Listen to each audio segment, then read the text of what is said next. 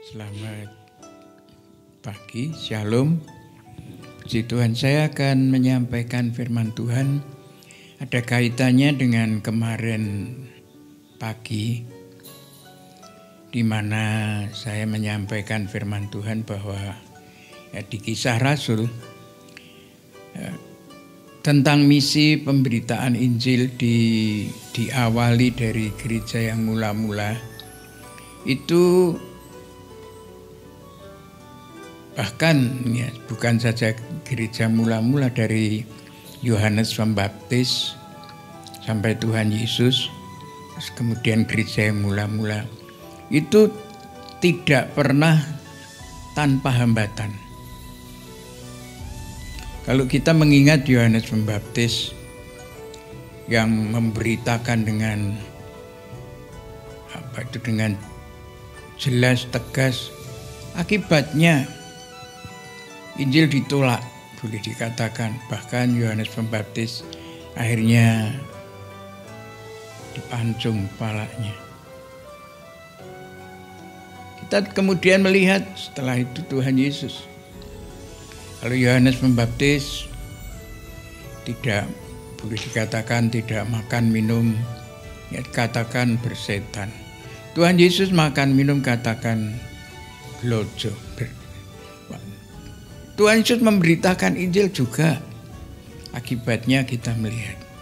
Nah, kemudian gereja. Tapi puji Tuhan.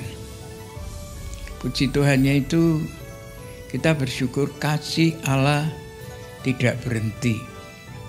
Pemberitaan Injil bisa terus sampai hari ini. Sudah ribuan tahun. Bahkan sampai sekarang ini, kalau kita melihat di dunia ini, orang yang percaya Injil, percaya Tuhan Yesus jauh paling banyak daripada boleh dikatakan kepercayaan lain. Walaupun ya kadang-kadang kita cukup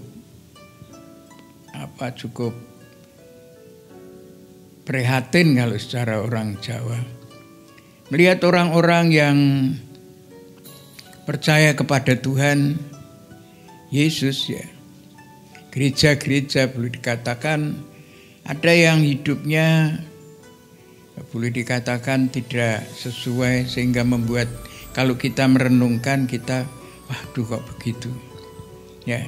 Tapi itu buat kita jadi pelajaran. Misalnya di abad yang lalu, waktu ini kesaksian yang saya baca di bacaan, waktu Mahatma Gandhi itu sekolah di Inggris, dia seorang yang cukup pandai. Ya. Nah, waktu itu dia kemudian bukan hanya belajar ilmu, tapi juga karena dia seorang yang cukup pandai, dia juga belajar buku-buku yang lain. Salah satunya dia membaca Alkitab. Begitu dia membaca Alkitab, dia sangat kagum sekali terhadap pengajaran Tuhan Yesus, lebih-lebih tentang khotbah Tuhan Yesus di atas bukit. Ya, di mana Tuhan Yesus menyampaikan firman Tuhan yang sangat boleh dikatakan cocok sekali, atau boleh dikatakan sangat dihargai oleh Mahatma Gandhi. Nah, lalu Mahatma Gandhi, wah ini saya harus ke gereja karena untuk dengar selanjutnya, ya, apa yang disampaikan di gereja. Tapi waktu dia masuk ke gereja, mungkin gereja Anglikan atau apa di Inggris, ya, ternyata gereja waktu itu boleh dikatakan diskriminasi. Katakan bahwa gereja hanya untuk orang kulit putih. Ya, sehingga boleh dikatakan Mahatma Gandhi ditolak. Padahal dia sudah di dalam pernyataannya dibilang tidak ada pengajaran atau firman yang lebih baik dari ajaran Tuhan Yesus. Tapi karena sikap itu, maka Gandhi tidak mau menerima Tuhan Yesus sebagai Tuhan dan Juru Selamatnya. Dan kemudian setelah beberapa waktu ada ulasan, kalau misalnya saat itu gereja benar, tidak diskriminasi, dia bilang seluruh India akan menjadi Kristen. Wah, itu merupakan hambatan. Siapa yang menghambat? Orang Kristen sendiri. Tapi saya tahu itu adalah orang Kristen yang demikian. Itu orang Kristen yang sangat diperalat oleh iblis. Nah, itu tentu jangan terjadi. Tapi memang pemberitaan Injil selalu ada tantangan. Tapi kita diajak oleh Tuhan, mari kita melalui firman Tuhan. Saya ingin bacakan di dalam surat Roma pasal 5.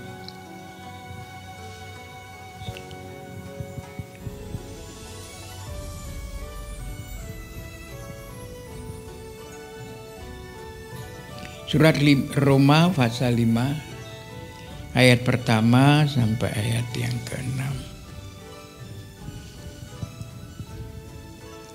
Firman Tuhan demikian, hasil pembenaran. Sebab itu kita yang dibenarkan karena iman, kita hidup dalam damai sejahtera dengan Allah oleh karena Tuhan kita Yesus Kristus. Oleh Dia kita juga beroleh jalan masuk oleh iman kepada kasih karunia ini. Di dalam kasih karunia ini kita berdiri dan kita bermegah dalam pengharapan akan menerima kemuliaan Allah. Dan bukan hanya itu saja, kita malah bermegah juga dalam kesengsaraan. Kesengsaraan kita, karena kita tahu bahwa kesengsaraan itu menimbulkan ketekunan. Dan ketekunan itu menimbulkan tahan uji, dan tahan uji menimbulkan pengharapan, dan pengharapan tidak mengecewakan karena kasih Allah telah dicurahkan di dalam hati kita oleh Roh Kudus yang telah dikaruniakan kepada kita. Karena waktu kita masih lemah, Kristus telah mati untuk kita orang-orang berdurhaka pada waktu yang ditentukan oleh Allah. Nah, melalui firman Tuhan ini kita diajak untuk menjadi anak-anak Tuhan yang misioner. Sekalipun tadi sudah saya awali dengan setiap orang yang misioner atau memberitakan Injil selalu ada tantangan. Tapi kenapa kita tetap sampai sekarang memberitakan Injil baik kepada orang yang dekat ataupun orang yang jauh, walaupun tak ada tantangan tadi, karena kita ini seperti firman Tuhan katakan, kita ini oleh sebab itu kita dibenarkan oleh karena iman. Iman kita itu membuat kita orang yang boleh dikatakan orang bobrok, orang berdosa dijadikan orang benar. Wah, itu kan satu penghargaan Allah yang luar biasa. Orang berdosa itu kan yang sudah, padahal dosa manusia itu kalau dihitung dari atas sampai bawah tidak ada habis-habisnya. Tapi kita karena percaya Yesus Kristus kita dibenarkan, ya. Bahkan kita hidup karena Tuhan kita Yesus Kristus, oleh karena Dia kita beroleh jalan masuk kepada kasih karunia. Di dalam kasih karunia kita berdiri dan kita bermegah dalam pengharapan akan menerima kemuliaan Allah. Saya setiap kali menyampaikan doa berkat di akhir ibadah, bukan saya saja tapi semua kita yang melayani dan sampai akhir, kita mesti mengakhiri dengan salah satu terakhir itu, ya, di mana kita berdoa. Dalam doa berkat itu katakan, sampai Tuhan datang yang kedua kalinya yang tidak lama lagi untuk membawa kita kemana? Kemana? Nah, ini adalah satu pengharapan yang harus kita pegang. Ya, Sebab itu memang maunya Tuhan. Tuhan tidak ingin seorang pun binasa.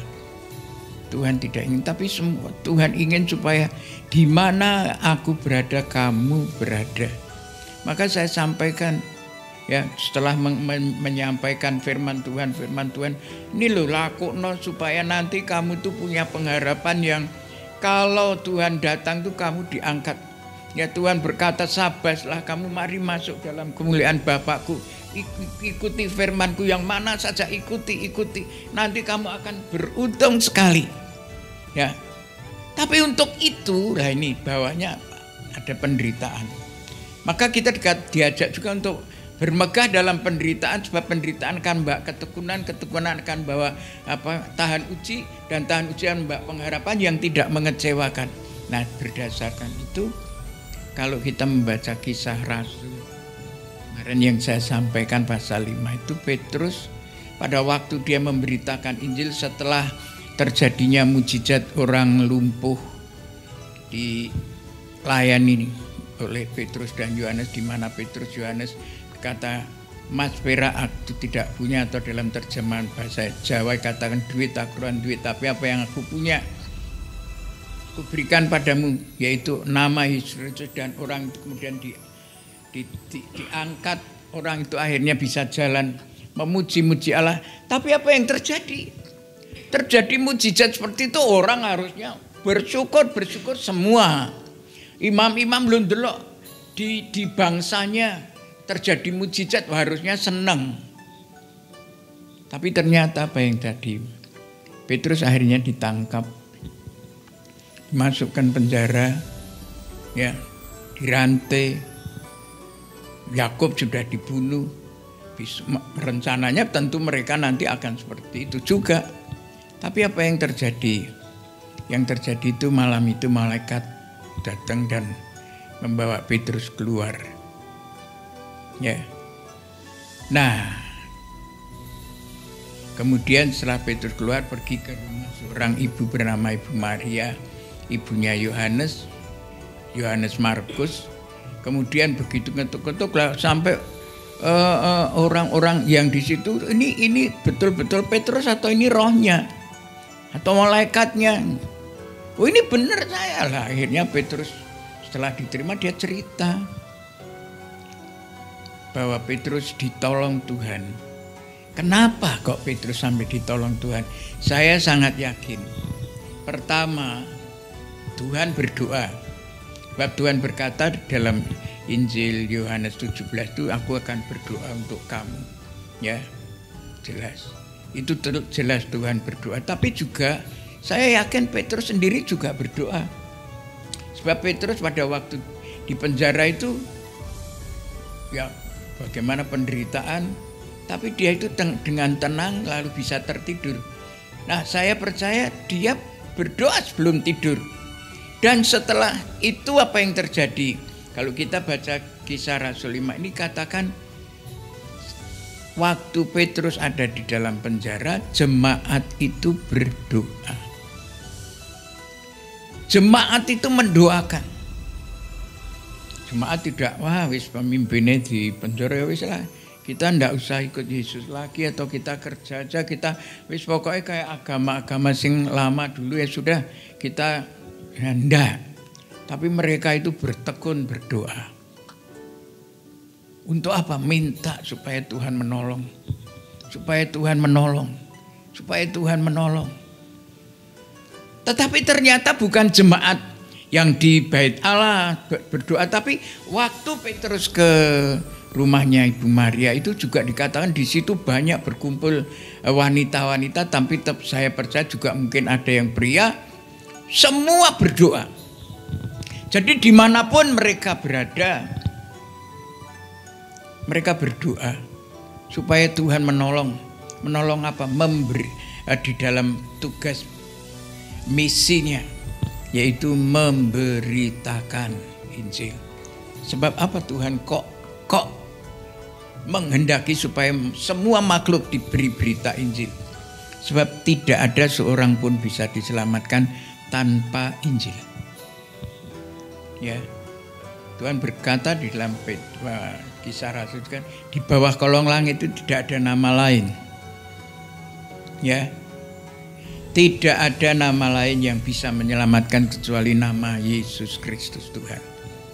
Yang sudah rela datang ke dalam dunia, rela berkorban di atas kayu salib, tapi bangkit, dan kemudian mikrat naik ke surga dan tidak lama lagi akan datang. Saya karena ini sering sore sampai malam di rumah dan saya ada kesempatan banyak untuk belajar lagi melalui firman Tuhan yang disampaikan oleh beberapa hamba Tuhan, melalui yang saya dapatkan di HP saya, biasanya di YouTube. Siapa salah satunya yang saya sangat terkesan itu oleh Bambang Nurseno. Di mana Bambang Nurseno ini seringkali memberikan firman Tuhan di mana-mana. Yang ditekankan dia, kalau dia ada orang menyampaikan cuma Tuhan, tidak salah. Tapi dia selalu menekankan jangan cuma Tuhan tok. Tapi Tuhan Yesus apa? Tuhan Yesus Kristus harus disebut. Sebab banyak orang ngaku Tuhannya pohon, Tuhannya kayu, batu. Tapi yang namanya Yesus Kristus Tuhan, cuma satu-satunya yang bisa menyelamatkan. Wah, dia tegas sekali. Dimanapun dia tegas sekali. Saya pikir, wah ini tepat sekali. Ya, tidak takut menyebut nama Yesus. Walaupun menyebut nama Yesus itu resiko enggak. Menyebut Tuhan tidak banyak resiko, tapi menyebut nama Tuhan Yesus Kristus resikonya besar. Tapi kita puji Tuhan, Kisah Rasul, ya, Petrus, Yohanes dan murid-murid lain semua dengan tegas menyebut nama Tuhan Yesus. Bahkan saya di sini sudah terus dan bahkan memberikan boleh dikatakan dorongan. Setiap kali ada kesempatan jangan lupa menyebut nama Tuhan Yesus Kristus yang mati di salib. Ya. Sebab kalau Tuhan Yesus tidak mati di salib, bisa enggak manusia diselamatkan? Ya bisa. Ya. Ya bisa. Jadi ini jelas. Nah, tapi ya itu tadi. Kalau kita memberitakan Injil selalu ada risiko. Tapi jangan takut. Tuhan selalu berkata jangan takut. Firman Tuhan yang Tuhan berikan kepada kita di zaman akhir, zaman yang sangat sukar ini. Penuh tantangan, penuh macam-macam termasuk yang sekarang ini kita hadapi yaitu COVID-19. Tapi kita terus dapat firman Tuhan, jangan takut. Immanuel, tapi juga dikatakan sampai sekarang Tuhan menolong. Dan apa yang terjadi? Semua hambatan, tantangan, semua halangan, semua apa saja Tuhan tolong. Sehingga akhirnya semua rasul-rasul bisa tersebar, boleh dikatakan dunia waktu itu. Untuk apa memberitakan Injil? Walaupun semua harus dengan mati martir, tapi Injil tidak pernah berhenti sampai sekarang. Kenapa Injil bisa sampai kepada kita di Indonesia juga karena mereka. Ya, karena mereka. Nah, oleh karena itu, Bapak Ibu Saudara yang dikasihi Tuhan, kita di dalam menghadapi keadaan kita di negara kita Indonesia ini perlu Injil. Negara kita perlu Injil. Padahal kita sih sudah terus ya. Tapi hambatan mulai ada enggak? Ada. Yang membaca atau mengikuti mungkin di YouTube itu. Sumatera Barat itu baru Injil dimasukkan di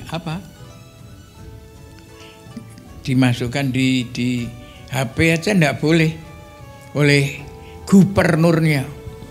Oh, tapi tantangan apa boleh dikatakan pembelaan banyak. Dari mana? Bukan dari orang-orang suku lain, tapi justru dari orang Minang sendiri. Wah, itu gubernur Sumatera Barat itu ketinggalan macam-macam. Ya, jelas Indonesia itu adalah negara Pancasila yang mengizinkan apa yang diizinkan di negara ini, kita harus terima. Oh, ini masa cuma Injil dimasukkan di HP-nya orang Sumatera Barat, orang Minang enggak boleh. Karena katanya Injil tidak sesuai dengan budaya Minang. Mana ada budaya Minang Islam. Minang itu abad-abad sebelumnya, abad ke-15 itu Hindu Buddha di sana. Ya. Jadi selalu ada hambatan. Entah cara bagaimana. Ya.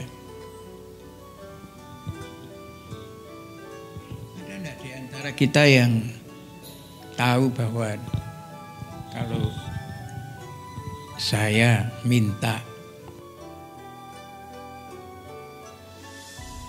supaya gereja kita ini di atas diberi nama atau diberi nama Tuhan Yesus, Gusti Yesus Trisno Kula. Oh, tadinya bilang, wah jangan Pak, itu resiko gini nanti wah macam-macam. Saya bilang, loh ini gereja ini ndak sopo. Saya enggak nentang, enggak, cuma saya tanya gereja ini miliknya siapa.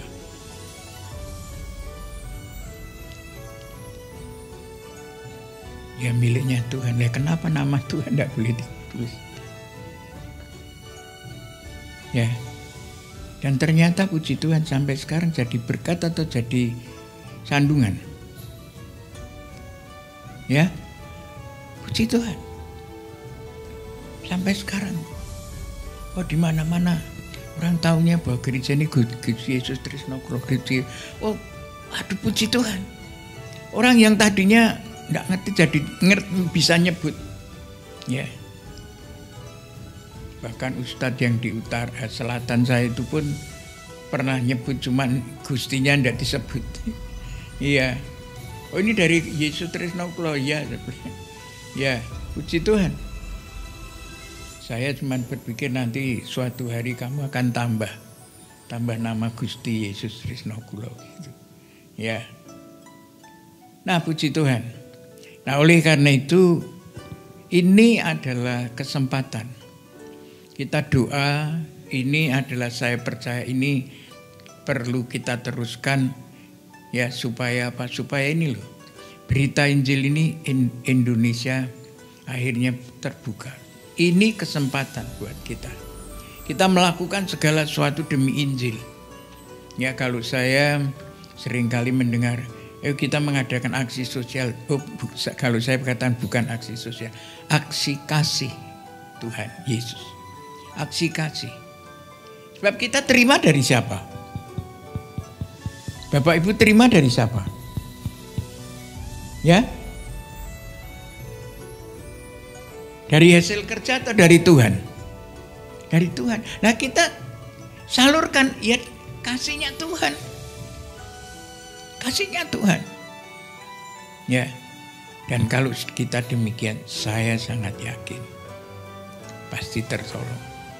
Dan saya membaca ya juga kesaksian-kesaksian bagaimana anak-anak Tuhan yang terkapar COVID-19, banyak yang tertolong secara luar biasa. Ya. Secara luar biasa, boleh dikatakan mujizat-mujizat tetap terjadi sampai sekarang. Ya. Puji Tuhan. Nah, Bapak Ibu yang dikasih Tuhan, saya akan tutup dengan satu kesaksian yang baru saja saya terima, dan mungkin nanti Bapak Ibu akan terima kesaksian itu. Wah, saya terkesan sekali dengan kesaksian itu. Di satu sekolah teologi rektor sekolah teologi itu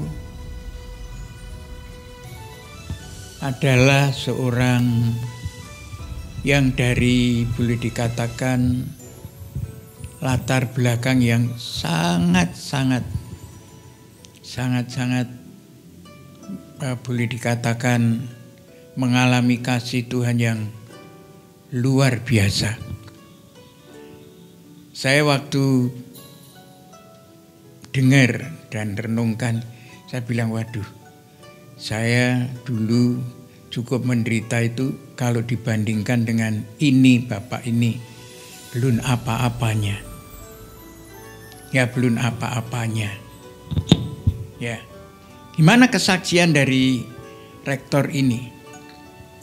Rektor ini, dia itu anak dari suami istri yang mempunyai anak 4. Nah, dia yang paling besar. Terus pada waktu dia umur 13 tahun, bapaknya meninggal. Sehingga dia hidup dengan ibu dan 3 adik. Nah, ibunya kerja memberi nafkah pada 4 anak ini. Tiba-tiba kemudian juga 3 tahun kemudian, anak ini umurnya 13 waktu itu. Nah, 3 tahun kemudian umur 16, ibunya meninggal. Jadi dia dengan 3 adik, dia umur 16, adiknya 3, yang satu masih kecil sekali. Dia harus merawat 3 adik.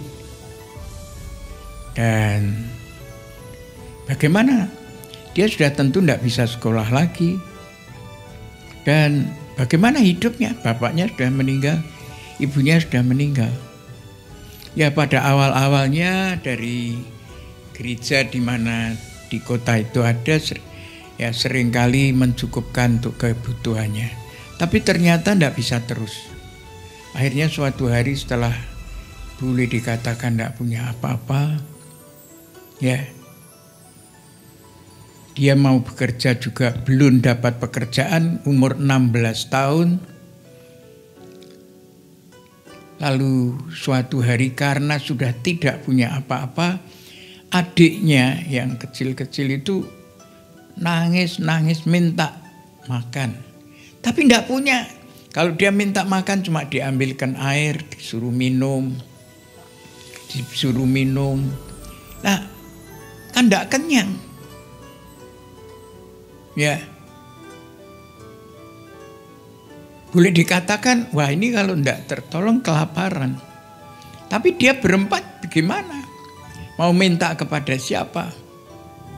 Nah, suatu malam, waktu adiknya itu sedang nangis minta makan, tapi tidak ada makanan, cuma adanya air diminumkan. Terus salah satu adiknya itu berkata kepada kakaknya, nih Kak, kita doakan supaya Tuhan menolong kita berdoa supaya Tuhan menolong. Lalu adiknya berkata, doa apa? Doa Bapa kami. Memang Tuhan Yesus mengajarkan doa Bapa kami. Nah, begitu mereka kemudian berdoa Bapa kami sampai pada kata-kata berkatilah kami dengan rezeki hari ini. Mereka berhenti menangis semua. Tapi justru karena mereka menangis, kelelahan, tertidur. Dalam keadaan lapar, tertidur. Lalu apa yang terjadi? Pagi-pagi, tiba-tiba ada orang mengetuk pintu rumahnya. Begitu dibuka, ternyata Pak Pendeta datang. Dan Pak Pendeta itu membawa sak kerenjang, sak bungkusan singkong, ya, sak karung kecil singkong gitu. Lalu diberikan kepada anak itu. Ya, hari itu mereka terus yaitu bakar singkong, makan singkong. Ya. Selama beberapa hari terus. Nah, akhirnya juga melalui Pak Pendeta ini berkata, ini loh ada orang cari tenaga untuk kamu bisa bekerja pada kakaknya yang paling besar tadi. Dan apa yang terjadi? Yang terjadi kakak ini akhirnya bisa bekerja. Nah, kerja harian. Kalau kerja harian itu Sabtu dapat gaji. Kemudian hari Sabtu kakak ini dapat gaji. Tapi pas dia sampai di rumah itu singkongnya habis sama sekali. Jadi sudah tidak ada makan. Tapi dia sudah dapat gaji selama seminggu dia kerja. Akhirnya dia terus bekerja untuk menghidupi ketiga adiknya bersama dengan dia. Umur 16 tahun ngopeni 3 adik. Ya, masih kecil-kecil. Dia cuma bekerja harian, tiap Sabtu dapat gaji. Tapi apa yang terjadi? Luar biasa. Tuhan tuh akhirnya menolong, entah bagaimana caranya dengan berbagai cara. Tuhan tidak kekurangan jalan. Akhirnya itu sekarang ini dari seperti itu dia menjadi rektor sekolah teologi. Wah, waktu saya mendengar kesaksian saya pikir luar biasa kasih Tuhan. Jadi orang yang mau hidup di dalam pembenaran, dia tidak mau berbuat jahat, dia hidup dalam kebenaran. Dia punya pengharapan karena melalui penderitaan dia tekun, dia tahan uji. Akhirnya apa yang terjadi? Jadi rektor. Waduh, waktu saya berpikir begitu, wah ini kesaksian yang indah. Nah, ini memberikan pengajaran kepada kita. Kalau kita memberitakan Injil, artinya itu mau menjadi saksi Tuhan. Jangan takut menderita. Jangan takut. Belajar dengan iman. Seperti iman yang membenarkan. Ya, iman yang terus nolong kita. Jangan takut. Tuhan kita Yesus Kristus tahu. Dan kemudian dalam kesaksian itu ditutup dengan pujian. Allah mengerti, Allah peduli. Segala persoalanku. Benar. Nah, oleh karena itu mari kita yang saat ini berdoa untuk negara bangsa kita. Kita tidak tutup mata penderitaan bangsa kita. Kalau Tuhan mau pakai kita, mari kita rela. Kita jangan takut menderita atau kekurangan karena menolong. Kita jangan takut waduh ini nek tak nggo dhewe kurang. Oh, jangan takut. Kalau kita digerakkan oleh Tuhan untuk melakukan itu, cepat lakukan. Allah peduli. Peduli siapa? Peduli kita semua. Amin. Puji Tuhan. Tuhan sangat peduli kepada kita semua. Kita tidak perlu hidup takut. Maka saya sangat bersyukur kalau bukan saja hari-hari ini, sudah tiap hari Tuhan selalu berkata, jangan takut, jangan khawatir. Bahkan ada yang sudah menghitung di Alkitab itu ada 365 kata-kata, bahkan mungkin lebih. Jangan takut. Dan itu benar. Karena Tuhan sangat mengerti dan peduli kepada kita. Kiranya melalui firman Tuhan ini Tuhan memberkati kita.